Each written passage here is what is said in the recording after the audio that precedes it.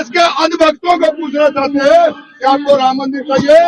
नफरत पैदा कर रहे चिंटू जो बीजेपी का आरएसएस का जो राग अलापते फिरते हैं और आज जो राम मंदिर की बात कर रहे हैं, ये छोड़ के भागना पड़ेगा। ओबीसी जागरूक हो चुका है और इनके हलक में हाथ दे के जुबान निकालेगा और पिछवाड़े में हाथ देके न इनकी हाथड़ी निकालेगा। हमारे 4-5 पीढ़ियों ने कभी भी इनके 33 करोड़ देव देवताओं की छुट्टी कर रखी है। इनके 33 करोड़ देव देवताओं में अगर जान है वो प्रण प्रतिष्ठा में करते हैं तो भैया हमारी हत्या करवा दो।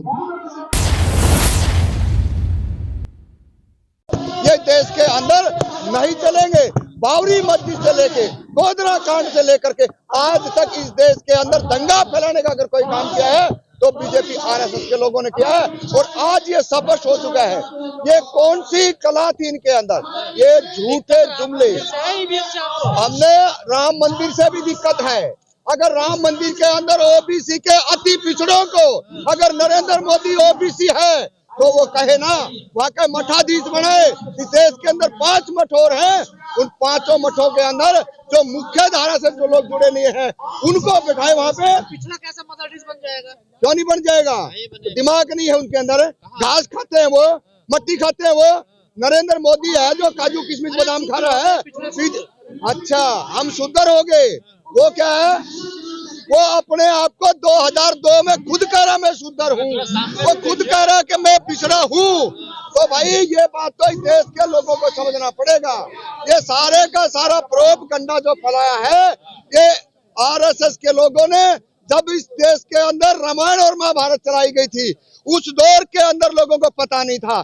जब मंडल और कमंडल की राजनीति इस देश में शुरू होने वाली थी उस टाइम इनको राम और हनुमान इसी तरीके से घुमाया और वो ब्लॉकिंग आज तक इस देश के अंदर ओबीसी अति पिछड़े समाज को झेल रहा है। पिछले तो जागरूक हो गए ना, देखिए। हाँ जागरूक हो गए बोल रहे हैं ना। ओबीसी जागरूक हो चुका है और इनके हलक में हाथ दे के जुबान निकालेगा और पिछवाड़े में हाथ दे के न इनकी हाथड़ी निकालेगा। अगर ये गलतफहमी का शिकार है तो भूल जाए, हमने कोई नहीं लेना। हमने कोई उमा भारती ने कहा ना, उमा भारती ने कह दिया कि हम बीजेपी का साथ नहीं देवांगे। इनविटेशन भी नहीं मिला है। अरे नहीं मिला, नहीं चाहिए ना। हमने जाना ही नहीं है। जब हमने राम मंदिर से कोई लेना देना नहीं है। जो गुलाम है, जो अपाहिज और अपंग है वो राम मंदिर जाएंगे। तो इस देश का हम गाली नहीं दे रहे। जो गुलाम, जो बेदिमाग के जो लोग हैं उनका काम है जाइए वहां पे। अरे क्या मिलेगा कोई बता तो दे। शिक्षा मिलेगी, रोजगार मिलेगा, क्या पीएचडी हो रही है वहां पे? ये सारे का सारा जो आस्था है, कोई आस्था नहीं। आस्था हमारी व्यक्तिगत है।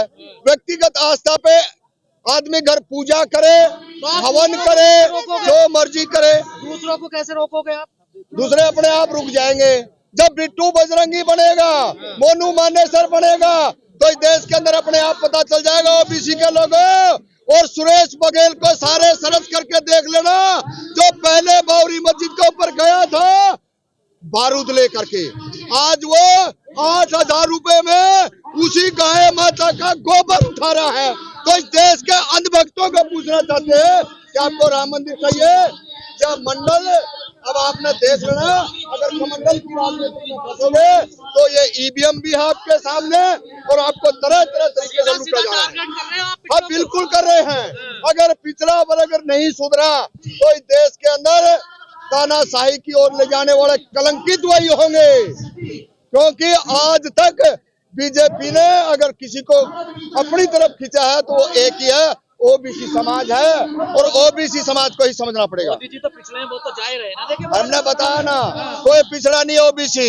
इस देश के अंदर 2002 के दंगे कराए और दंगे कराने के बाद में लाखों लोगों की हत्याएं करवाई और तब जाकर उसने कहा था कि मैं पिछड़ी माँ का बेटा हूँ। अरे तू कहाँ से पिछड़ा हो गया? पिछड़ों के बच्चों का बजट घटाया जाता है तो उप नहीं करता। तो आप नहीं मानते हैं वो प्रधानमंत्री ओबीसी है? नहीं मानते हम तो। देश के 70% लोग नहीं मानते। 30% लोग जो अपंग हैं वो इसको प्रधानमंत्री मानते हैं। हम तो नहीं मानते भाई। दिवाली मनाओगे? हम क्यों मनाएंगे दिवाली? हम इस देश के अंदर बाबा साहब का जन्मदिन मनाएंगे, बाबा साहब का मरण दिन मनाएंगे, बाबा साहब ज्योतिबा फुले का मनाएंगे, माता सावित्रीबाई फुले को याद करेंगे, फातिमा शेख को याद करेंगे, इस देश के अंदर संत गाडगे जी को याद करेंगे, तमाम उन क्रांतिकारियों को याद करेंगे। कर रहे हैं, समाज में नफरत पैदा कर रहे हैं। देखिए, हम कोई नफरत नहीं पैदा कर रहे, नफरत पैदा कर रहे हैं चिंटू, जो बीजेपी का आरएसएस का जो राग अलाप से फिरते हैं, जो अपने आप में कह रहे हैं देश के अंदर रामराज आ गया है। अरे वो रामराज कहाँ है भाई? कोई भी बताइए रामराज। अगर बेटियों के साथ में जो मणिपुर जैसी घटना होती हो, तो इस देश के अंदर दिल्ली में कैंट जैसी बेटियों के साथ जुल्म होता हो, और जब नौकरियों की बात आए तो क्या कहते हैं कि आपको 2 साल की नौकरी नहीं चाहिए।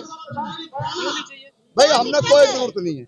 हमारे 4-5 पीढ़ियों ने कभी भी इनके 33 करोड़ देव देवताओं की छुट्टी कर रखी है, और इतने साथी आप खड़े हैं, इनके 33 करोड़ देव देवताओं में अगर जान है, वो प्रण प्रतिष्ठा में करते हैं, तो भैया हमारी हत्या करवा दो।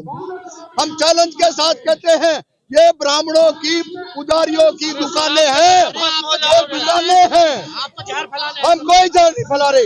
हम तो ईवीएम की बात करने आए हैं। ईवीएम इस देश के अंदर बैन होनी चाहिए। अगर ईवीएम बैन नहीं होगी तो इस देश के अंदर आम जनता रोडों पे आएगी। और आज जो राम मंदिर की बात कर रहे हैं, वो भागे भागे नहीं पकड़े जाएंगे देश के अंदर, देश छोड़ के भागना पड़ेगा उनको। नहीं, हम तो बहुत लंबे समय से ईवीएम पर विरोध कर रहे हैं। हम तो राजनीतिक पार्टियों को भी यही कह रहे हैं। जनता ने नकार दिया आपको। जनता ने कोई नहीं नकारा है, जनता तरस्त है।